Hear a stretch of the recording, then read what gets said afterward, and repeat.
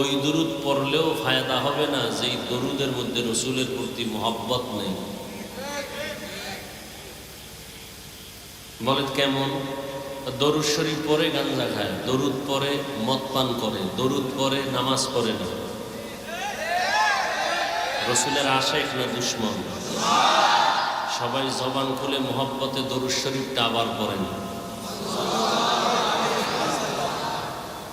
আবার পড়েন। নবীজি বলছেন, আমার জন্য যদি তোমরা কেউ দোয়া করো তো আমার আহালদেরকে নিয়ে দোয়া করিও। কেমনে হবে? সাল্লাল্লাহু আলাইহি ওয়া আলিহি ওয়াসাল্লাম, সাল্লাল্লাহু আলাইহি ওয়া আলিহি ওয়াসাল্লাম। এই দরুদের দাম কত? নবীজি বলেন, একবার যদি কেউ দরুদ পড়ে সাল্লাল্লাহু আলাইহি ওয়াসাল্লাম, কয়বার? সাথে সাথে 3টা পুরস্কার একবারের বিনিময়ে। প্রথম পুরস্কার 10টা গুনাহ মাফ হয়ে যাবে। দ্বিতীয় পুরস্কার 10টা নেক আমল নামায় যোগ হবে। তৃতীয় পুরস্কার আল্লাহর দরবারে 10 গুণ মর্যাদা বেড়ে যাবে। কয়বার পড়লে? যদি 100 বার পড়েন, সাল্লাল্লাহু আলাইহি ওয়া আলিহি ওয়াসাল্লাম, সাল্লাল্লাহু আলাইহি ওয়া আলিহি ওয়াসাল্লাম, সাল্লাল্লাহু আলাইহি ওয়া আলিহি ওয়াসাল্লাম 100 বার পড়বেন। ওলামায়ে কেরাম বলে না, 300 বার পড়বেন প্রতিদিন। যারা আশিকে রসুল তারা কয়শো বার পড়বে প্রতিদিন? 300 বার। তবে শর্ত 2টা। নির্জনে বসে পড়তে হবে, পবিত্র অবস্থায় পড়া লাগবে, বিনা ওযুতে না। নির্জন সময় কখন? বাথরুম। 2টা সময় আমার দৃষ্টিতে নির্জন, ঘুমের আগে অথবা ফজরের নামাজের পরে। যেটি বেনামাজি এরা কি করবে? ফজর নাই, জোহর নাই, আসর নাই, আশিকে রসুল। নামাজ না পড়া আশিকে রসুল যদি হয় তা আমরা নামাজিরা ভণ্ড। হ্যাঁ, নামাজ পড়ে না খাজা মঈনুদ্দিনের ভক্ত, নামাজ পড়ে না, দাড়ি নেই, টুপি নেই, সুদ খায়, শাহজালালের ভক্ত। শাহজালালের যদি দুনিয়ায় কোনো দুশ্মন থাকে, এই বেনামাজিরা বড় দুশ্মন। পৃথিবীতে তাদের একুরেট ভক্ত আমরা নামাজিরা, আমরা দাড়িওয়ালা। আল্লাহ হেদায়াত দান করুন।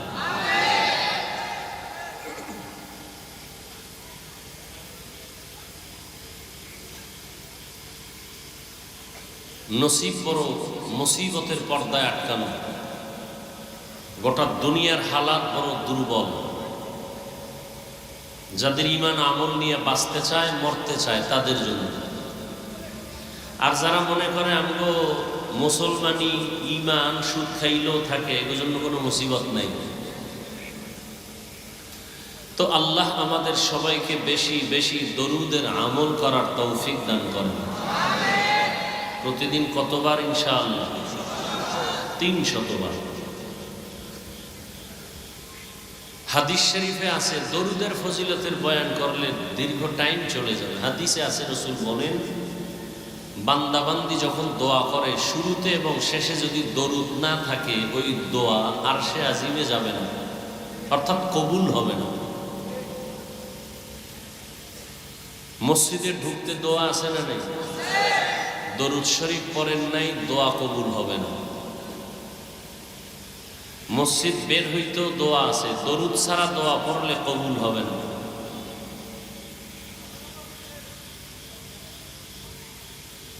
আর আমরা দোয়া দরুদ পড়ি কোন সময়? 2-1টা মজলিস যদি হয়, মিষ্টির মজলিস, তখন একটু দরুদ পড়ি, তাও তালে তালে, মহব্বতে না।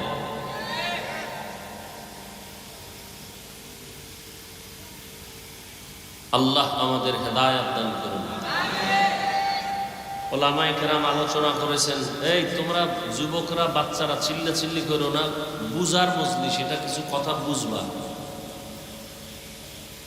খুব গুরুত্বপূর্ণ কিছু কথা বলার চেষ্টা করব, বুঝার চেষ্টা করব। চিল্লাচিল্লির কি আছে?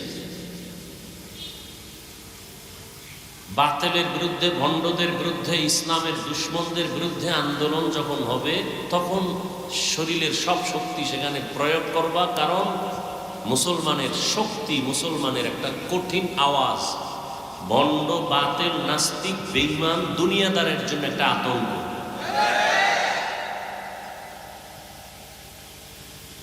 কঠিন কঠিন পরীক্ষা আমাদের সামনে আছে, খুব সাবধান। কঠিন পরীক্ষা, হিন্দুদের কারণে না, বৌদ্ধদের কারণে না, ইহুদির কারণে না। আমার ইসলামের সামনে ঝুঁকি ইসলামের ব্যানারওয়ালা কিছু মুনাফিকদের কারণে। মাইক নিয়ে বলে আমরা ইসলাম চাই, ইসলাম শান্তি ধর্ম, যে বলে তার দাড়ি নেই, নামাজ পড়ে নেই। যে এখানে এত লোক হয়েছে, ফজর পড়ে নাই, জোহর পড়ে নাই, আসর পড়ে নাই, এশা পড়ে নাই, মাগরিব পড়ে নাই, এরকম আশেক এখানে নাই? নবীজি কি বলছেন? এই রসুলের আশেক, তোর রসুল কি বলছেন? রসুল বলছেন মুমিন আর বেঈমানের ব্যবধান কি জানো? বাইনাল আবদি ও বাইনাল কুফরি তরকুস সালাত। বেঈমানের পরিচয় ওরা নামাজ পড়ে না, আর মুমিনদের পরিচয় ওরা নামাজ ছাড়ে না।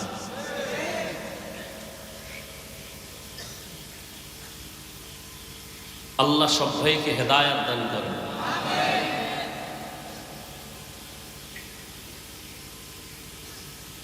ওলামায়ে কেরামের যে আলোচনা এখানে হয়েছে, আল্লাহ সবাইকে আমল করার তৌফিক দান করেন। ওলামায়ে কেরামের ইজ্জতকে আল্লাহ বাড়ায় দেন। ওলামায়ে কেরামের বিরোধিতা যারা করে গোপনে আর গোপনে, আল্লাহ ওদের হেদায়েত দান করেন। ওদের কপালে হেদায়েত না থাকলে আল্লাহ ধ্বংস করে দেন। আসতে বললেন কেন? বাংলাদেশে যত চোখের সামনে বিপদ দেখেন, শুধু আলেমদের সাথে বেয়াদবির কারণে। এই বেয়াদবি যারা করবে ওদের পতন হবে, কোনো সন্দেহ নাই। টাকা আছে, বাড়ি আছে, এরপর পাও ভাঙছে কেন, কিডনি নষ্ট কেন? 3 জায়গায় বেয়াদবি করলে মরার আগে শাস্তি শুরু। কয় জায়গায়? 1 নম্বরে মা বাবার সাথে যদি বেয়াদবি করে, মৃত্যুর আগেই শাস্তি শুরু। দ্বিতীয়, শিক্ষকের সাথে যদি কোনো ছাত্র বেয়াদবি করে, ছাত্রী বেয়াদবি করে, মৃত্যুর আগে শাস্তি শুরু। 3 নম্বর জায়গা ওলামায়ে কেরাম, এদের সাথে যদি কেউ বেয়াদবি করে, চাই নারী চাই পুরুষ, মরণের আগে শাস্তি হয়ে যায়। মরণের আগেই হঠাৎ চাকার তলে পা চলে যাবে, কিডনি শেষ হয়ে যাবে, লিভার শেষ হয়ে যাবে, কারণ এর আল্লাহর মেহমান। এ জমিন আছে, আলেম যতদিন থাকবে, কোরআন যতদিন থাকবে, কোরআনের আয়াত পড়নেওয়ালা, আল্লাহকে বলনেওয়ালা যারা থাকবে, এদের কারণে জমিন থাকবে। বরযাত্রীর কারণে আরো 500 মানুষ যেমন খানা পায়, এ জমিনের আল্লাহর প্রিয় বান্দা একমাত্র উলামায়ে কেরাম। এরা কেমন প্রিয়? রসুল বলেন দুনিয়াতে আমার কোনো বন্ধু নাই, উলামায়ে কেরাম আমার বন্ধু। আরো আশ্চর্য হলো, কিয়ামত পর্যন্ত এই জাতি জান্নাতের পথ যদি পাইতে চায়, নবী আসবেন না, সাহাবায়ে কেরাম আর আসবেন না, আইম্মায়ে কেরাম আর আসবেন না, আউলিয়ায়ে কেরাম আসবেন না। কিয়ামত পর্যন্ত এই জাতি জান্নাতের পথ পাবে এক ঠিকানায়, উলামায়ে কেরামের সংস্রব, সোহবত, কোরআন সুন্নাহর আলোকে। যারা বলবে আমার আলেম ওলামা লাগে না, ওর কপালে জান্নাত নাই, ওর কপালে শান্তি নেই, মরার পরে শাস্তি না আগেই?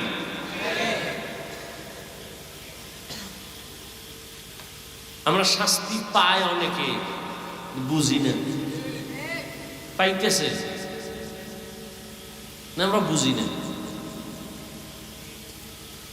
আল্লাহ হেদায়েত দান করুন। তো এই জন্য বললাম, রেডি থাকেন, স্লোগান বন্ধ, আওয়াজ রিজার্ভ রাখেন,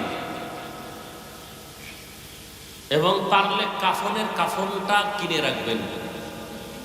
কিসের আন্দোলন হয়েছে সোনার বাংলায়? বহু আন্দোলন বাকি, বহু আন্দোলন।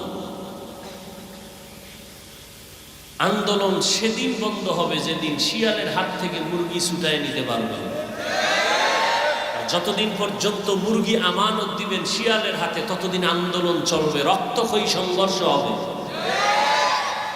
বুঝেন? বাংলা বুঝেন? কি বুঝাইতে চাইছি বুঝছেন? শিয়ালের হাতে মুরগি রাখা এটা ভালো না খারাপ? মাদ্রাসা মসজিদের চাবি সুদখোর বেনামাজির হাতে রাখাও তেমন খারাপ। যতদিন বেনামাজি সুদখোর নাস্তিকদের হাত থেকে ধর্মকে স্বাধীন করা না যাবে, ততদিনে জমিনে কাফন রেডি রাখো, আন্দোলন হবে।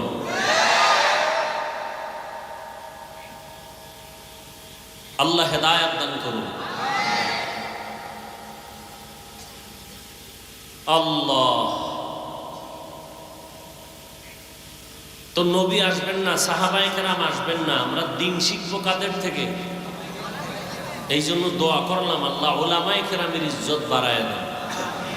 সাথে সাথে একটু ভিন্ন দোয়াও করলাম, যারা আলেমের বিরোধিতা করে ওদের হেদায়েত দেন আল্লাহ। ওদের কপালে হেদায়েত না থাকলে মরার আগে ধ্বংস করে দেন। আমি আপনাদের দোয়া নিতে আসছি, আমার অনেক দোয়ার দরকার। আপনাদের যেই পরিমাণ দোয়ার প্রয়োজন, এর থেকে আমার বেশি দোয়ার প্রয়োজন। কারণ আপনাকে শয়তান ধোঁকা দেয় একটা, আমার পিছে শয়তান আছে হাজার হাজার। কারণ আপনাকে লাইন চ্যুত করলে যেই ক্ষতি না হবে, আমি হাফিজুর রহমানকে শয়তান যদি একটু লাইন থেকে আলাদা করে, তাহলে ক্ষতিটা ইসলামের আরো বেশি হবে। এই জন্য আমার পিছনে শয়তান অনেক কাজ করে, জিন শয়তানও আছে, মানুষ শয়তানও আছে, আছে না নাই? এই জন্য দোয়ার দরকার বেশি। এই যে কথাগুলো এখনো বয়ান শুরু করি নাই, যে বললাম এই বয়ান এখনো শুরু করি নাই, ভূমিকায় যে 2-4 মিনিট কথা বললাম, এই কথাগুলো আপনাদের এলাকার মসজিদে জুমার দিন যদি কোনো ইমাম, কোনো খতিব সাহেব বলেন, কমিটি বলবে 1 মাসের জন্য বাড়িতে ঘুরে আসেন। কি কারণ? কারণ কি? এই নিয়ে একটু আগে বলছি শিয়ালের হাতে মুরগি। কার হাতে মুরগি? শিয়ালের হাতে।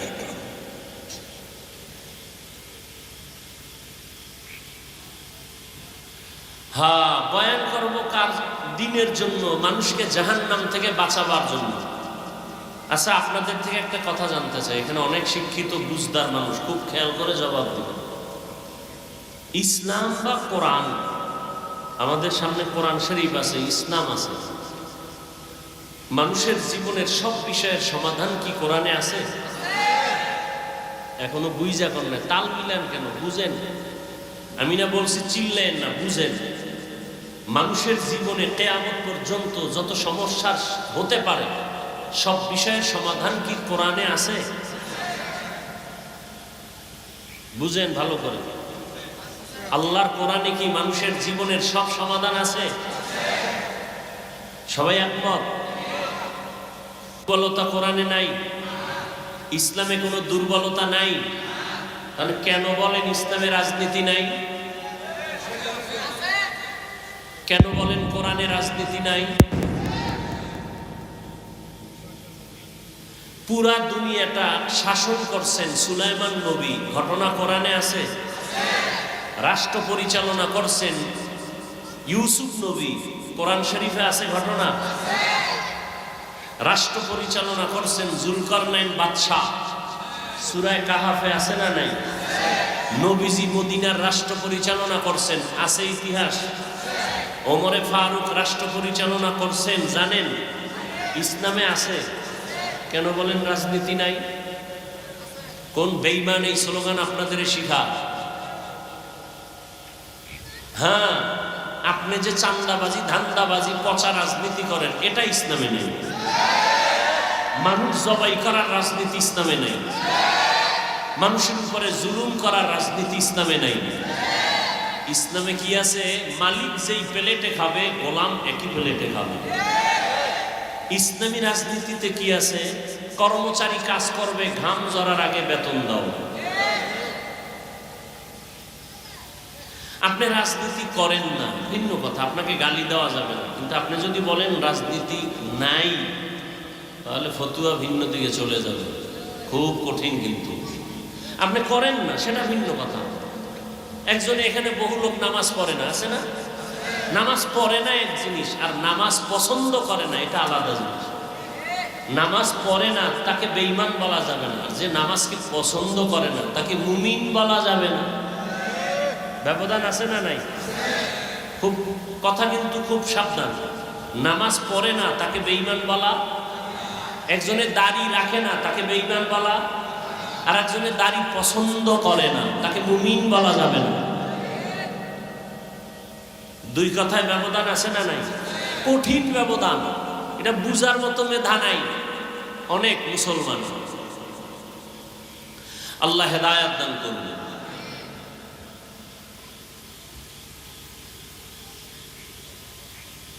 তো আমি আপনাদের দোয়া নিতে আসছি এবং সংক্ষেপ দু চারটি কথা বলবো, আপনাদের ধৈর্য থাকলে, না হয় না। কারণ জান্নাতে নেওয়ার ক্ষমতা আল্লাহ আমাদের হাতে দেন নাই, বুঝাবার জন্য আল্লাহ আমাদেরকে বলছেন বুঝাবো। রসুলও কাউকে জান্নাতে নেওয়ার গ্যারান্টি দেননি, জান্নাতের বয়ান করছেন। জান্নাতের গ্যারান্টি আছে আসমান থেকে 10 জন সাহাবার নামে। কে দিছেন গ্যারান্টি? আল্লাহ দিছেন। বুঝাবার জন্য কিছু কথা বলবো শালীন ভাষায়, সেজন্য কোরআনের একটা আয়াত পড়ছি আর রসুলের একটি হাদিসের অংশ পড়ছি। আগে তরজমাটা বলে নেই, তারপরে ব্যাখ্যা। ইয়া আইয়ুহাল্লাযীনা আমানুত্তাকুল্লাহ ওয়াল তানজুর নাফসুম মা কদ্দামাত লিগাদ। ও মুমিন, তোমরা আল্লাহকে ভয় করো, তাকওয়া অর্জন করো এবং তোমার সামনের স্থায়ী জীবনের জন্য কি সম্বল সঞ্চয় করেছো খেয়াল করো। ওয়াত্তাকুল্লাহ, আল্লাহ আবার বলেন আমাকে ভয় করো। ইন্নাল্লাহা খাবীরুম বিমা তা'মালুন, নিশ্চয়ই আমি আল্লাহ তোমার সব কাজের খবর অগ্রিম জানি। পরে জানেন না অগ্রিম? কে জানেন? রহমতের নবী বলেন আদ-দুনিয়া সিজনুল মুমিন ওয়া জান্নাতুল কাফির। দুনিয়া নামক গ্রহটা মুমিনের জন্য জেলখানা, বেঈমানের জন্য জান্নাতের বাগান বালাখানা। নবীজি বলেন দুনিয়াটা মুমিনদের জন্য জেলখানা, তার মানে কি শান্তির জায়গা? তাহলে নবী বলেন দুনিয়াটা মুমিনের জন্য অশান্তির জায়গা, অতএব শান্তির দোয়া করলে লাভ হবে না। কেন? মুমিন দুনিয়ায় অশান্তির বেড়াজালে থাকবে, শান্তি পাবে মরণের পর, যেই শান্তি আর শেষ হবে না। বেঈমান যারা আখিরাত চায় না, দুনিয়া চায়, আল্লাহ ওদের দুনিয়াতে শান্তি দিবেন, মরণের পরে শাস্তি শুরু হবে আর শেষ হবে না। মুমিনের জন্য দুনিয়াটা জেলখানার মতো। জেলখানার সাথে মুমিনকে আল্লাহর রাসূল উদাহরণ দিলেন কেন? বলে জেলখানার ভেতরে কেউ ইচ্ছা করে যেতে চায়, ঠিক যারা আসল মুমিন তারা দুনিয়া নামক জায়গায় ইচ্ছা করে থাকতে চাইবে না। তারা চাইবে আল্লাহ তোমার কাছে তাড়াতাড়ি যাব। জেলখানায় ঢোকার পরে ওই মানুষ আর নিজের স্বাধীনভাবে চলতে পারে না। ঠিক যারা দুনিয়াতে আসল মুমিন তারা জমিনে স্বাধীনভাবে চলতে পারবে না। জেলখানায় থাকা আসামির মনে চাইলে ক্ষুধা লাগছে খানা খাইতে পারবে না, পারবে? মনে চাইলে পাও দিয়ে যে কোনো জায়গায় যেতেও পারবে না। যারা আল্লাহর প্রিয় আশিক এরা দুনিয়া নামক জায়গায় থাকিয়া খানা পাইলেই খাইতে পারবে না। আসল মুমিন খানা পাওয়ার আগে চিন্তা করবে খানাটা আমার জন্য হালাল নাকি হারাম। আর চান্দাবাজার ধান্দাবাজেরা চিন্তা করবে না, এরা বলবে দেও দেও, সুদ বুঝি না, ঘুষ বুঝি না, লাভ আছে দাও। দেখেন না এলাকায় কিছু কুলাঙ্গার আছে, কুলাঙ্গার। দোয়া করতেছি, দোয়া। এলাকায় কিছু কি আছে, যদি কোনো গরিব গিয়া কয় কানে কানে আমার 5,000 টাকা দেন, আমি খুব অভাবে আছি, কোরবানির ঈদের সময় আমাকে দেন না, বাচ্চা নিয়ে অন্তত একটা মুরগি কিনিয়ে কোনো রকম একটু বাচ্চাদের আনন্দ দেই। বড় লোকের কাছে গেছে বলবে নাই নাই নাই নাই টাকা নাই, কি নাই? অন্য কানে গিয়ে কয় সুদে দিবেন নি, সুদে 1 লাখ দিব, 1 লাখ। কয় লাখ? কথাটা বানায় বলছি। এরকম কুলাঙ্গারে সমাজে আছে না নাই? ওরা মানুষ না কুলাঙ্গার? ওই বিষয়ে বয়ান করবো। আবার কইব কুলাঙ্গার বললাম কেন? ওরে আল্লাহ তো তোরে কইছে যে তুই রেডি থাক, তোর সাথে আমি আল্লাহ যুদ্ধ করব। এবার বুঝেন তো আল্লাহ কতটা রাগ তার সাথে। আল্লাহ নিজে যুদ্ধ করবেন, কতটা রাগ। আল্লাহ পাক দুই দল মানুষের সাথে নিজের যুদ্ধের ওয়াদা দিয়েছেন, আমি এবং আমার রসুল সহ যুদ্ধ করব দুই দল নাফরমানের সাথে। এক দলের কথা আছে কোরআনে, আর এক দলের কথা আছে বুখারী শরীফে। কোরআনে যেই দলের নাম আছে এরা সুদখোর, কি খোর? আর বুখারী শরীফে যাদের কথা আছে এরা ওলিয়া উলিয়ার দুশমন। আছে না আমাদের সমাজে বলে আমরা ওলিয়া উলিয়া মানি না, আল্লাহ কয় রেডি থাক, আমি আল্লাহ যুদ্ধ করব তোর সাথে। এই জন্য আমি সারা বাংলাদেশে চিৎকার করে বলি, যারা ওলিয়া উলিয়া মানে না, ওরা কোরআন মানে না, বুখারী মানে না, ওরা ভণ্ড। ওদের যারা ভণ্ড বলে না তারাও ভণ্ড।